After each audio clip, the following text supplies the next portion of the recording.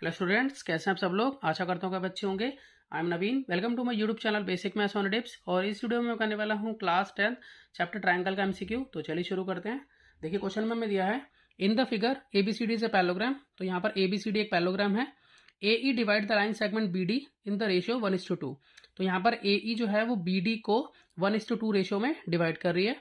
If BE equal to 1.5 centimetre, यहाँ पर BE जो है 1.5 सेंटीमीटर है, तो हमें AD की लेंथ निकालनी है। यहाँ पर AD कितने सेंटीमीटर की होगी।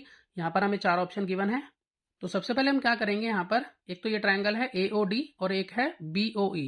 इन दोनों ट्रायंगल को आपस में सिमिलर प्रूव करेंगे। तो यहाँ पर मैं लिख लेता हूँ इसलिए कि in triangle AOD and triangle EOB।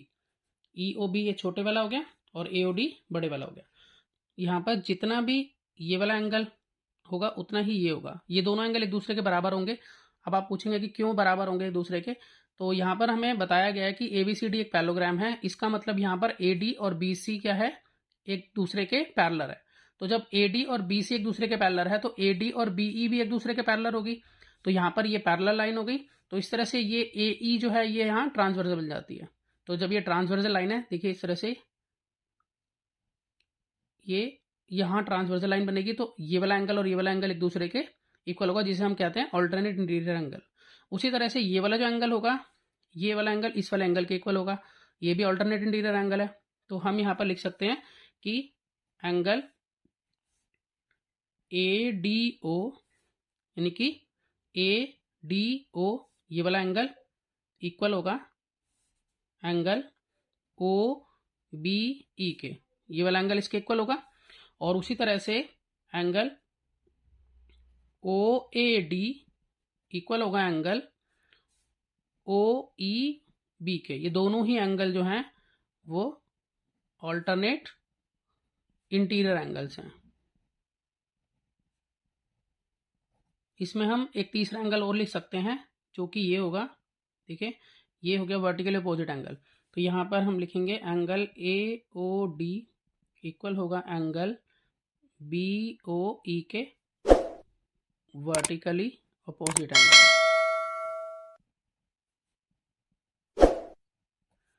अब इन तीनों के बेस पर मैं ये कह सकता हूँ कि ट्रायंगल AOD सिमिलर है ट्रायंगल EOB के।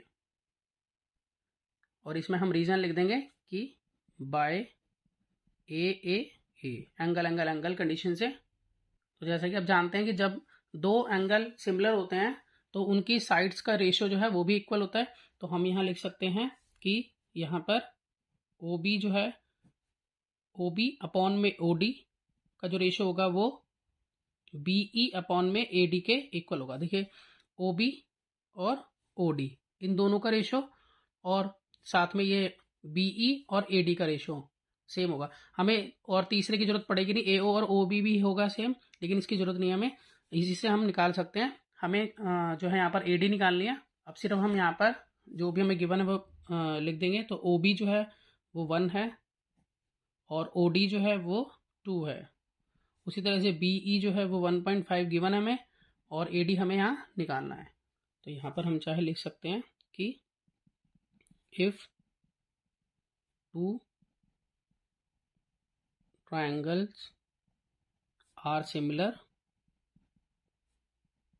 then their corresponding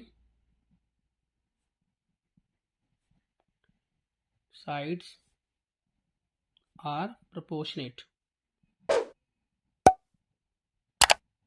ये हम इसमें रीजन लिख सकते हैं। अब हम इजीली निकाल लेंगे। AD बन जाए AD और यहाँ 1.5 मल्टीप्लाई 2। तो 1.5 को 2 से मल्टीप्लाई करेंगे तो आ जाता है 3। तो AD जो है वो 3 सेंटीमीटर हमारे पास आ गई है। तो यहाँ पर अगर हम ऑप्शन में चेक करें तो देखिए यहाँ पर ऑप्शन B बिल्कुल करेक्ट है। तो मैं आशा करता हूँ कि आपको ये क्वेश्चन समझ में आया होगा। इसी तरह के बहुत सारे MCQ जो हैं ऑलरेडी अपलोडेड है इस चैनल पर, तो आप जाकर उन्हें देख सकते हैं। तो मिलते हैं नेक्स्ट वीडियो में और नए क्वेश्चन के साथ। तब तक के लिए गुड बाय।